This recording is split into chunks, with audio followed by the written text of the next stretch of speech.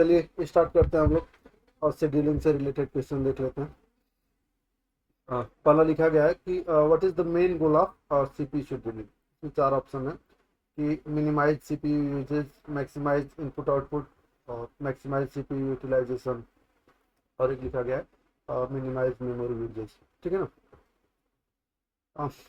Scheduling का बस एक सिंपल सा है क्या कि कितना ज़्यादा से ज़्यादा सीपीयू को हम यूटिलाइज कर सकें।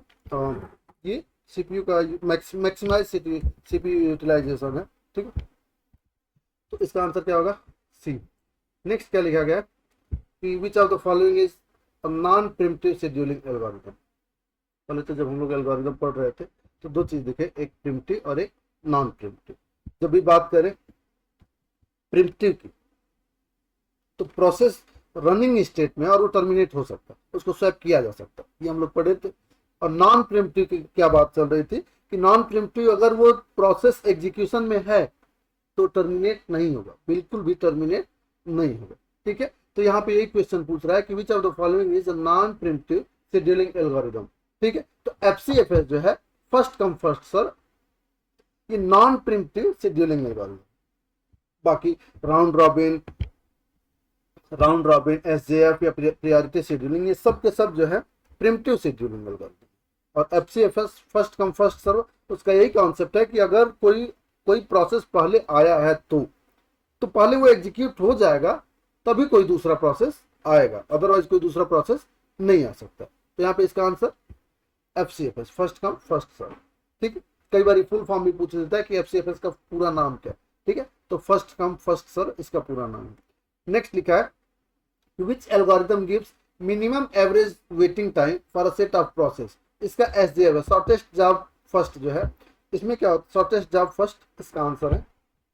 तो क्या है कि जितने भी प्रोसेस शॉर्ट टाइम में, जितने भी छोटे छोटे प्रोसेस, ये सब के सब पहले एग्जीक्यूट होते हैं। ठीक है, पहले एग्जीक्यूट होते हैं तो जो एवरेज वेटिंग टाइम है वो कम होता है। ठीक है, हाँ, जितने मान लीजिए कि कोई बड़ा सा प्रोसेस है ना तो बहुत टाइम टेकिंग, तो बहुत टाइम लेने वाला। ठीक है, तो उसमें एवरेज वेटिंग टाइम बढ़ जाता है। मान लीजिए कि कोई एक ऐसे जान लीजिए कि मान लीजिए कि कोई एक बहुत बड़ा प्रोसेस है। ठीक है, और उसके पीछे कई सारे छोटे छोटे प्रोसेस लगे हुए। ठीक है, तो जब जो बड़ा प्रोसेस है उसको एग्जीक्यूट होने में मान लीजिए कि 10 मिनट लग रहा है, और जो छोटे छोटे प्रोसेस है उसको प्रोसेस होने में कम टाइम लगे, तो जितने देर तक वो वेट करेंगे उतना वेटिंग टाइम बढ़ने वाला, उतना वेटिंग टाइम क्या होगा? बढ़ने वाला। ठीक है, और मान लीजिए कि बहुत कम वेट किए, तुरंत एग्जीक्यूट होगा तो वेटिंग टाइम कम होगा, एवरेज वेटिंग टाइम कम होगा। ठीक है, और शॉर्टेस्ट जॉब फर्स्ट में यही होता है कि जितने भी छोटे छोटे टास्क होते हैं वो जल्दी जल्दी एग्जीक्यूट हो जाते हैं, तो उनका जो वेटिंग टाइम है वो कम हो जाता है, उनको ज्यादा वेट करने की जरूरत नहीं होती है। तो ये बता रहा है कि minimum average waiting time SJF में होता है। ठीक है ना। नेक्स्ट देख लीजिए, कॉन्टेक्स्ट स्विचिंग क्या होता है। कॉन्टेक्स्ट स्विचिंग क्या होता है? सिंपल सा कि हम कोई प्रोग्राम एग्जीक्यूट कर रहे हैं, कोई प्रोसेस एग्जीक्यूट हो रहा है, सीपीयू क्या कर रहा है कि कोई प्रोसेस एग्जीक्यूट कर रहा है और तब तक में कोई दूसरा प्रोसेस, कोई हाई प्रायोरिटी वाला प्रोसेस है।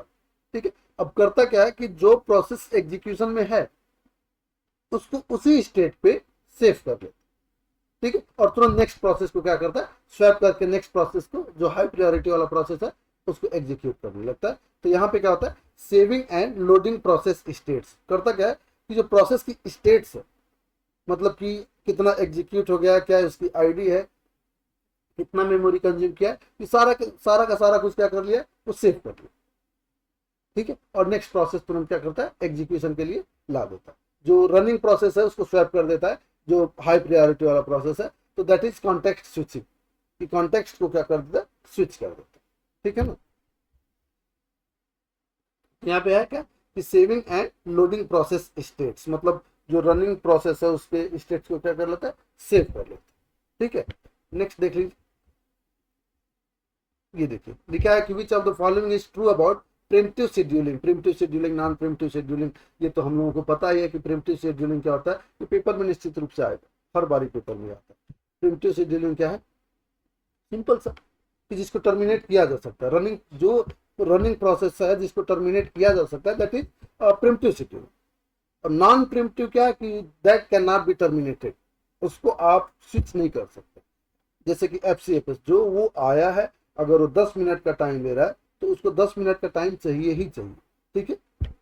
प्रिमिटिव में क्या है कि अगर कोई हाई प्रायोरिटी वाला आ गया तो उसको तुरंत स्वैप कर देता है, ठीक है ना। तो अभी यहाँ पे क्या लिखा गया देखिए, ये तो होगा नहीं, a process run until it's finishing, ये तो नॉन प्रिमिटिव में है कि वो तब तक रन करता है जब तक फिनिश नहीं होता, ठीक है। यहाँ पे CPU can be taken away from a process, देखिए ये लिखा कैसे है कि CPU can be taken away from a process, अगर हम यहाँ पे लिख they from a running process, अभी देखिए एकदम क्लियर है कि मतलब बोल क्या रहा है कि सीपीयू किसी प्रोसेस को एग्जीक्यूट कर रहा है, रन कर रहा है, लेकिन उसी टाइम पे स्विच किया जा सकता है। कोई नया प्रोसेस आएगा तो तुरंत जो रनिंग प्रोसेस है उससे स्विच किया जा सकता है, ठीक है ना।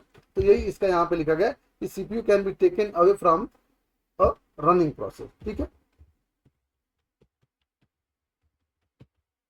ठीक है, देखिए एफसीएफएस सफर्स फ्रॉम, देखिए बोल रहा है कि FCFS first come first serve, पहले तो ये जान लेते हैं कि ये नॉन प्रिमिटिव है, ठीक है, ये नॉन प्रिमिटिव शेड्यूलिंग के अंदर आता है, ठीक है। अब पूछ रहा है कि FCFS suffers from the problem of, एक क्वेश्चन ये हम बता दे रहे, सुन लीजिए सब लोग सुनिए, देखिए ये कॉन्वे इफेक्ट होता है, कॉन्वे इफेक्ट इसका आंसर होगा कॉन्वे इफेक्ट। अब होता क्या है कॉन्वे इफेक्ट, ये जान लेते हैं। सिंपल सा कॉन्वे इफेक्ट है कि मान लीजिए कि अगर कोई एक प्रोसेस गया, कोई एक प्रोसेस एग्जीक्यूशन के लिए गया, ठीक है ना, उसके पीछे के जितने भी प्रोसेस हैं, छोटे छोटे जितने भी प्रोसेस हैं, वो वेट करते रहते हैं, वेट करते रहते हैं, और तब तक वेट करते रहते हैं जब तक कि क्या बोलते हैं फर्स्ट जो हमारा एफसीएफएस के थ्रू प्रोसेस आया, जो प्रोसेस लेंदी है, जो प्रोसेस ज्यादा टाइम लेना है, जब तक वो एग्जीक्यूट नहीं हो जाता है तब तक जो पीछे के प्रोसेस है, जो P2 P3 P4 प्रोसेस है, वो वेट करते रहते हैं। मान लीजिए कि एक P1 प्रोसेस है, ठीक है, एक कॉन्वे इफेक्ट बता रहा, एक P1 प्रोसेस है, ठीक है ना, और वो ज्यादा टाइम ले रहा है एग्जीक्यूट होने में, और उसके जो पीछे के प्रोसेस है वो कम टाइम एग्जीक्यूशन में ले, तो वो तब तक वेट करेंगे जब तक P1 प्रोसेस एग्जीक्यूट नहीं हो जाएगा, पूरी तरह से एग्जीक्यूट नहीं हो जाएगा, ठीक है। अब इसमें नुकसान क्या है, इसमें सीपीयू आइडल होने लगता है, इसमें सीपीयू की जो आउटपुट क्या बोलते हैं, इसमें जो सीपीयू का आउटकम है वो धीरे धीरे कम होने, ठीक है। और इसी को हम लोग कॉन्वे इफेक्ट बोलते हैं, कि मतलब मान लीजिए कि ऐसे एक थोड़ा सा रियल लाइफ एग्जांपल देख लें।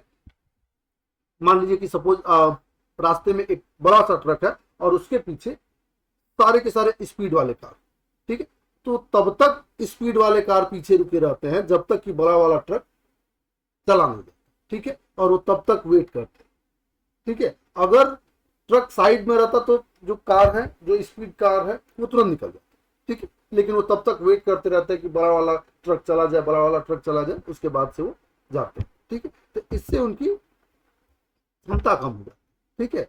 नेक्स्ट देखिए, ठीक है, next which algorithm is designed specially for time share, देखिए जब भी टाइम शेयरिंग की बात आ जाए तो राउंड रॉबिन, तुरंत राउंड रॉबिन एल्गोरिदम पे हम लोग जाएंगे, ठीक है, क्योंकि राउंड रॉबिन एल्गोरिदम बनाया ही इसलिए गया, उसमें टाइम स्लाइस कर दिया जाता है या टाइम क्वांटम कर दिया जाता है, टाइम क्वांटम में सारे प्रोसेस को फिक्स टाइम अमाउंट दे दिया जाता है, ठीक है। तो इसको बोलते हैं राउंड रॉबिन। जब भी बात किया जाए टाइम शेयरिंग सिस्टम की बात किया जाए तो एक ही एल्गोरिदम है, that is round robin algorithm. इसमें किया क्या जाता है, हम लोग सब लोग जान रहे हैं कि राउंड रॉबिन एल्गोरिदम में क्या किया जाता है कि टाइम स्लाइस कर दिया जाता है। अगर 5 प्रोसेस है तो हर एक प्रोसेस को इक्वल टाइम डिस्ट्रीब्यूट कर दिया जाता है और उसमें एग्जीक्यूशन होता है। बोल रहा है कि what is the drawback of SJF scheduling, shortest job first scheduling. यहाँ पे देख लीजिए क्या है, जब बात आ गई शॉर्टेस्ट जॉब फर्स्ट शेड्यूलिंग की, तो अब इसमें प्रॉब्लम क्या होती है कि हर बारी जितने छोटे छोटे प्रोसेस होते हैं जो जल्दी में एग्जीक्यूट हो सकते हैं, हर बारी वही एग्जीक्यूट होते रहते हैं, हर बारी वही एग्जीक्यूट होते रहते हैं। और जो लॉन्ग टर्म के प्रोसेस हैं, जो बड़े प्रोसेस है जिसको एग्जीक्यूट होने में टाइम लगेगा, उनका नंबर आ ही नहीं पाता। अब उनका नंबर नहीं आ पाता है तो वो हमेशा वेट करते रहते हैं, हमेशा वेट करते हैं, तो वेट करते हैं तो क्या हो जाता है, स्टारवेशन में चले जाते हैं, ठीक है, स्टारवेशन में चले जाते हैं और अपनी बारी का इंतजार करते करते करते करते बहुत टाइम लगता है, ठीक है। तो ये एसजेएफ का एक ड्रॉबैक है कि जितने भी छोटे प्रोसेस होते हैं वो कंटिन्यू एग्जीक्यूट होते रहते, कंटिन्यू एग्जीक्यूट होते रहते, और बड़े वाले प्रोसेस एग्जीक्यूट होने का उनको टाइम ही नहीं मिलता, क्योंकि सारे के सारे शॉर्टेस्ट जॉब फर्स्ट के थ्रू छोटे छोटे प्रोसेस एग्जीक्यूट होते रहते हैं। अब देखिए यहाँ पे टाइम क्वांटम की बात कर रही है। देखिए अभी जस्ट हम लोग देखे, इसके पहले यहाँ पे पूछा था, दोनों देख लीजिए कि टाइम शेयरिंग, एक टाइम शेयरिंग पूछ दिया, एक टाइम क्वांटम पूछ दिया। टाइम क्वांटम राउंड रॉबिन में टाइम स्लाइस या टाइम क्वांटम का कॉन्सेप्ट है, ठीक है। और टाइम शेयरिंग की बात की जाए तो भी ये राउंड रॉबिन का है, ठीक है ना। तो दोनों के लिए क्या है, राउंड रॉबिन, इसमें भी time fix amount of time दे दिया जाता है। और टाइम क्वांटम की तो बात है, ये टाइम क्वांटम से ही क्लियर हो जा रहा है कि राउंड रॉबिन यूज होता है। नेक्स्ट देख लीजिए, प्रिम्पटिव शेड्यूलिंग ऑकर्स व्हेन। देखिए प्रिम्पटिव शेड्यूलिंग सिंपल सा है, बोल रहा है कि प्रिम्पटिव शेड्यूलिंग कब होता है। बेसिक सा दो टाइप की शेड्यूलिंग हम लोग पढ़ रहे हैं कि एक प्रिम्पटिव क्या है कि अगर कोई हाई प्रायोरिटी वाला प्रोसेस आ गया तो लो प्रायोरिटी वाला प्रोसेस या रनिंग प्रोसेस हो जाए, तुरंत सेट हो जाए। बस यही है कि प्रिम्पटिव शेड्यूलिंग होती कब है, प्रिम्पशन होता कब है, जब एक हाई प्रायोरिटी का प्रोसेस आ जाता है। अगर कोई प्रोसेस एग्जीक्यूट हो रहा है तो, और उसी टाइम पे एक हाई प्रायोरिटी वाला प्रोसेस आ गया तो प्रिम्पटिव शेड्यूलिंग तुरंत आकर कर जाती है। और जो लो प्रायोरिटी वाला प्रोसेस है वो टर्मिनेट हो जाता है, ठीक है, वो स्वैप हो जाता है हाई प्रायोरिटी वाले प्रोसेस से, और उस टाइम पे हाई प्रायोरिटी वाला प्रोसेस क्या होता है, एग्जीक्यूट होने लगता है, ठीक है। पूछ रहा है कि विच ऑफ दीज इज प्रिम्पटिव, ये तो है एफसीएफएस तो है, ये तो नॉन प्रिम्पटिव है। ये बोलता ही है कि अगर हम पहले आए हैं तो जब तक एग्जीक्यूट नहीं हो जाएंगे तब तक रन करेंगे। एसडीएफ नॉन प्रिम्पटिव, ये तो नाम से ही दे दिया है कि नॉन प्रिम्पटिव, ठीक है। और यहाँ पे बचा प्रायोरिटी, प्रायोरिटी में यही होता है कि अगर कोई हाई प्रायोरिटी वाला आ गया, टास्क आ गया, तो लो प्रायोरिटी वाले टास्क को क्या कर दिया जाता है, टर्मिनेट कर दिया जाता है या स्वैप कर दिया जाता है कि नहीं अभी हाई प्रायोरिटी वाला टास्क पहले एग्जीक्यूट होगा, बाद में लो प्रायोरिटी वाला टास्क एग्जीक्यूट होगा। यहाँ पे लिखा है विच कंडीशन में lead to starvation in preemptive scheduling. Starvation की बात पता है ना, स्टारवेशन क्या है, सिंपल सा कि कोई प्रोसेस लगातार वेट करते करते करते करते उसका नंबर ही नहीं आ रहा है, दैट वो किस स्टेट में चला जाता है, स्टारवेशन के स्टेट में चला जाता है।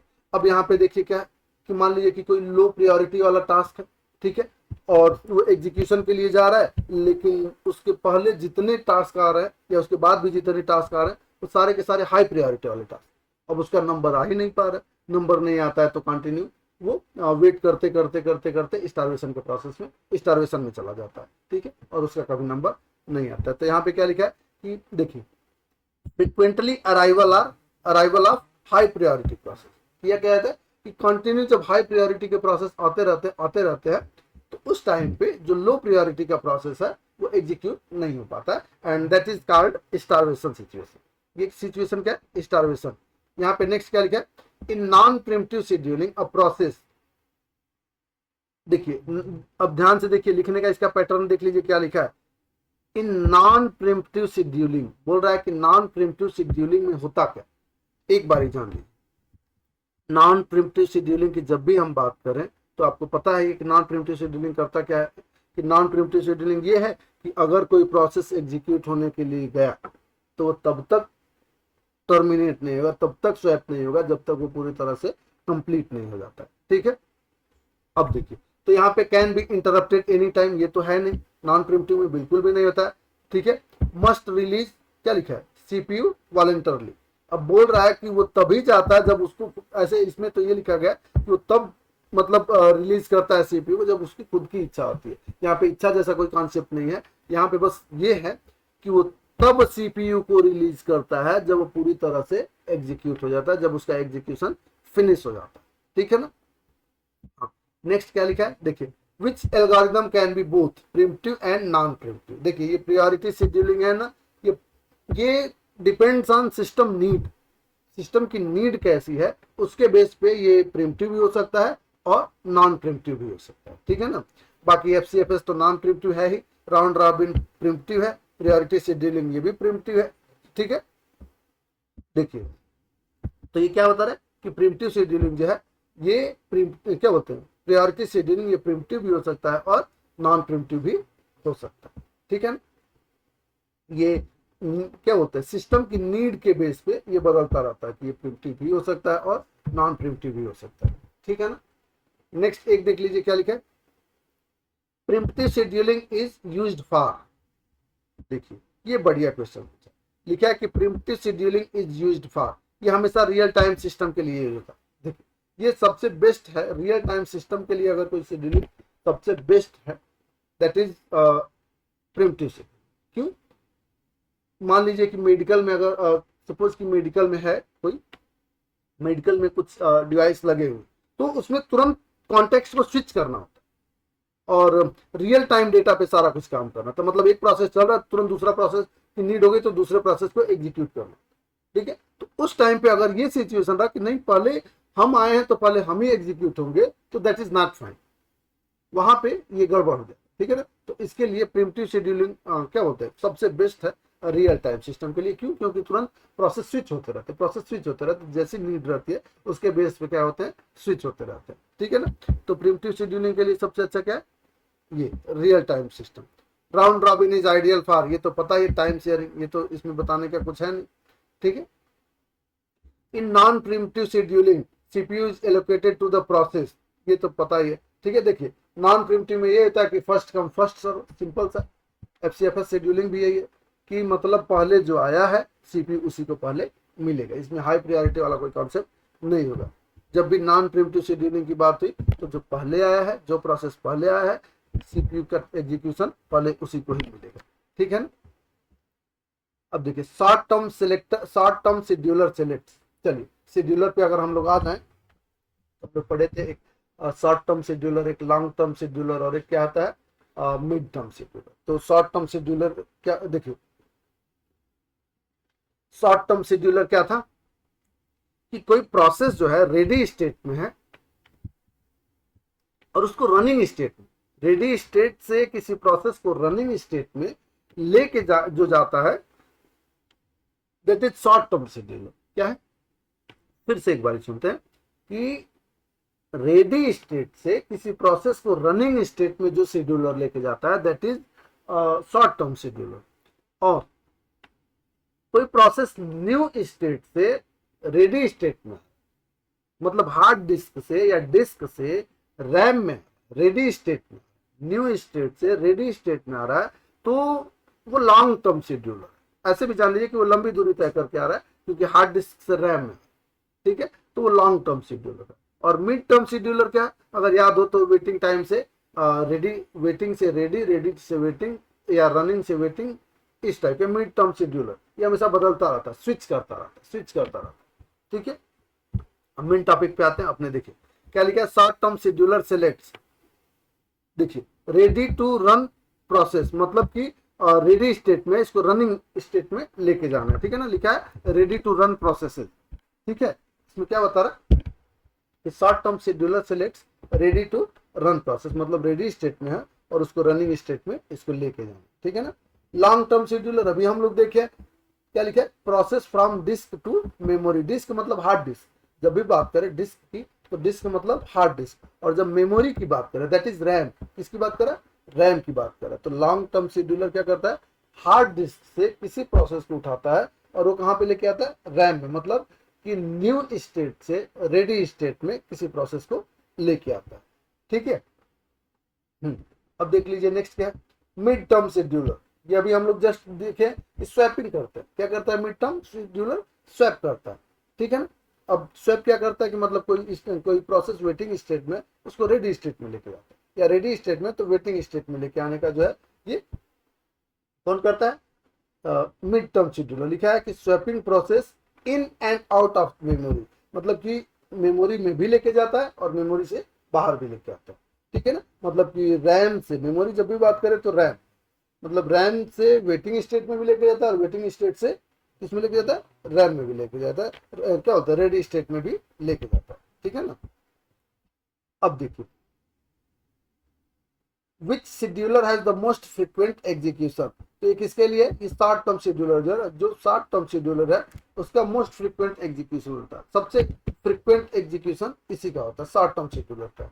Long term scheduler is also called job scheduler. Job scheduler क्यों बोलते हैं, क्योंकि यही जॉब को शेड्यूल करता है, यही प्रोसेस को क्या करता है, शेड्यूल करता है। कि ये हार्ड डिस्क से क्या बोलते हैं, रेडी स्टेट में लेके आता है, ऐसे जान लीजिए कि न्यू स्टेट से रेडी स्टेट में लेके आता है। ठीक है ना, तो इसको बोलते हैं हम लोग जॉब शेड्यूलर। ठीक है ना, mid term scheduler is also known as swapper. क्यों, क्योंकि ये स्वैपिंग करता है, कि मतलब वेटिंग स्टेट से किस में लेके जाता है, रेडी स्टेट में, रेडी स्टेट से वेटिंग स्टेट में, तो ये स्विच करता रहता है, प्रोसेस को स्विच करता रहता है। ठीक है ना, तो इसको क्या बोलते हैं, मिड टर्म शेड्यूलर।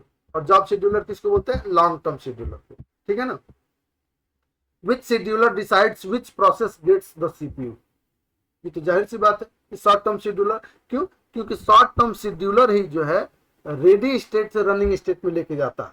तो अब वही डिसाइड करता है कि कौन सा प्रोसेस रेडी स्टेट से रनिंग स्टेट में आएगा। लॉन्ग टर्म शेड्यूलर तो ये करता है कि क्या बोलते हैं, हार्ड डिस्क में कोई प्रोसेस है, न्यू स्टेट में कोई प्रोसेस है, और उसको कहां पे लेके आता है, रेडी स्टेट में लेके आता है। ठीक है ना।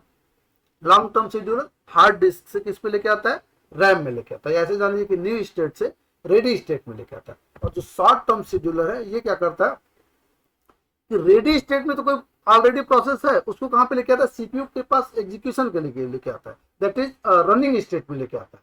ठीक है ना। तो यही बता रहा है। तो which scheduler decides which process gets the CPU. तो ये कौन है, शॉर्ट टर्म शेड्यूलर, क्योंकि शॉर्ट टर्म शेड्यूलर ही रेडी स्टेट से रनिंग स्टेट में लेके आता है। ठीक है ना। नेक्स्ट देखिए, टर्न अराउंड टाइम। ये तो एकदम दमदार।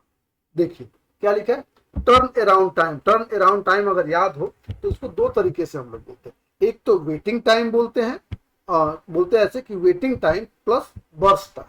क्या बोलते हैं, waiting time plus burst time, that is turn around time, या ऐसे बोलते हैं टैट, टर्न अराउंड टाइम। ठीक है ना। मतलब कि कितना देर वेट किया और कितना देर एग्जीक्यूशन में लगाया, दैट इज वर्स क्या बोलते हैं, टर्न अराउंड टाइम। या इसी बात को ऐसे बोल सकते हैं कि completion time minus arrival time. मतलब कि जो लास्ट टाइम है, कंप्लीट होने का टाइम है, कि कितने टाइम, किस टाइम पे कंप्लीट हुआ और किस टाइम पे आया, माइनस कर देंगे। अगर कंप्लीशन टाइम में से अराइवल टाइम को माइनस कर देंगे तो उसको हम लोग क्या बोलते हैं, टर्न अराउंड टाइम। या इसी बात को ऐसे भी बोल सकते हैं कि waiting time plus burst time, that is turn around time. तो इसका आंसर क्या होगा, देखिए completion time minus arrival time. देखिए यहाँ पे ये भी है, ये भी दोनों दे दिया है, यहाँ पे बोथ ए एंड बी होना चाहिए था। ठीक है। देखिए इसका ये भी है, completion time minus arrival time भी है, और बस टाइम प्लस वेटिंग टाइम, ये दोनों है। ठीक है ना। इसका दोनों आंसर होगा। ठीक है, ए एंड बी। ठीक है। नेक्स्ट देख लीजिए, अब पूछ रहा है कि वेटिंग टाइम क्या है। तो ये तो सिंपल सा कि टर्न अराउंड टाइम मतलब टोटल टाइम में से किसको माइनस कर दीजिए, बस टाइम। ये दूसरे तरीके से घुमा के पूछ दिया कि वेटिंग टाइम कितना है, कितना वेटिंग टाइम मतलब क्या होता है।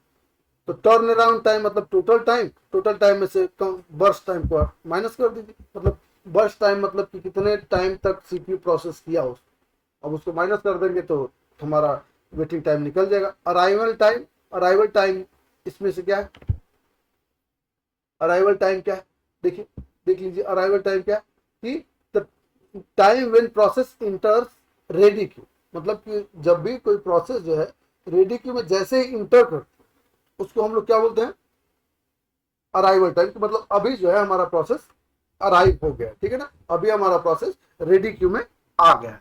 ठीक है ना। नेक्स्ट देख लीजिए और क्या, burst time is also known as execution time. वही एग्जीक्यूशन टाइम क्यों बोलते हैं, क्योंकि सीपीयू उस टाइम पे एग्जीक्यूट करता रहता है। क्या करता है, एग्जीक्यूट करता रहता है, तो उसको बोलते हैं बर्स्ट टाइम। ठीक है।